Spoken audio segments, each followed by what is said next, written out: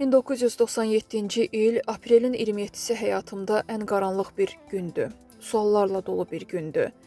Hər zaman gözümü yumanda həmin hadisə gözümün qabağına gəlir. Bu sözləri əməkdar artist Nahida Orucova öz aramızda verilişində deyib. Aktrisa 30 ildir itirdiyi qardaşından danışıb. O bildirib ki, qardaşı qətlə yetirilib. Yuxum ərşə çəkilib. Hadisə valideynləri itirəndən sonra olub. Dedi ki, nə yaxşı qardaşımın ölümünü valideynlərim görmədi. 25 yaşında qardaşım Samiri öldürdülər. Məmmalı ölüm idi.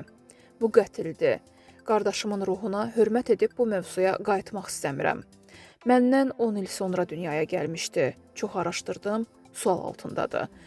Nahida Orucova bildirib ki, qardaşının övladını illərdir görmür. Qardaşımın vəfatından sonra buradan köçdülər. Sonuncu dəfə uşaq vaxtı gördüm.